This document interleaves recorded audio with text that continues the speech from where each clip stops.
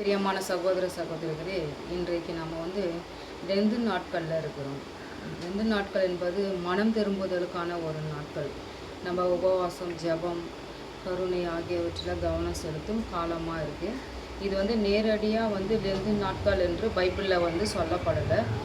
ஆனாலும் அதன் ஆவிக்குரிய அடித்தளம் பார்த்திங்கன்னா பல வசனங்கள் நமக்கு தெளிவாக இருக்கிறது.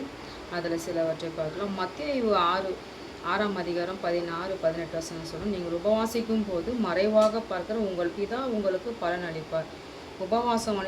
உபவாசம் என்பது மனிதர்களுக்கு காட்டுகிற ஒரு உபவாசம் அல்ல, தேவனுடைய உறவை காட்டுகிறது. அதாவது நமக்கும் தேவனுக்கும் உள்ள உறவை காட்டுகிறது. அப்போ உபவாசம் எப்படி இருக்கணும் அப்படின்னு நம்ம பார்க்கும் பொழுது யோவேல் 2ஆம் அதிகாரம் 12ஆம் வசனம் என்ன சொல்லுதுன்னா, ஆதலால் நீங்கள் இப்பொழுது உபவாசத்தோடும் அழுகையோடும் புலம்பலோடும் உங்கள் முழு இருதயத்தோடும் என்னிடத்தில் திரும்புங்கள் என்று கர்த்தர் சொல்லுகிறார். அப்போது நம்ம என்ன பண்ணணும்னா, உபவாசிக்கும் பொழுது வெறும் நம்ம சாப்பிடாம பசிக்கு சாப்பிடாம இருக்கிறது வேறு. ஆனால் உபவாசத்தோடு நம்ம என்ன பண்ணணும்னா ஆண்டவரோடு ஐக்கியமாக இருக்கணும். அது மட்டும் இல்லாமல் நம்ம முழு மனதோடு தேவனிடத்தில் திரும்பும் பொழுது நம்முடைய அந்த இடத்துல இருக்கிற பிதா நமக்கு உடனே பலன் தருவார்.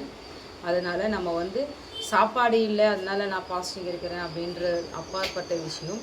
தேவனுக்கு நம்மக்கிட்ட இருக்குது. ஒருவேளை சாப்பாடு இருந்தாலும் அதை ஒதுக்கி நம்ம உபவாசித்து ஆண்டவருக்காக நம்ம தியாகம் பண்ணும்போது நிச்சயமாக தேவன் நம்முடைய தேவைகளை சந்திக்க வல்லவராக இருக்கிறார். தேவன் தாமே இந்த வசனத்தை ஆசீர்வதிப்பாராக. ஆமென்.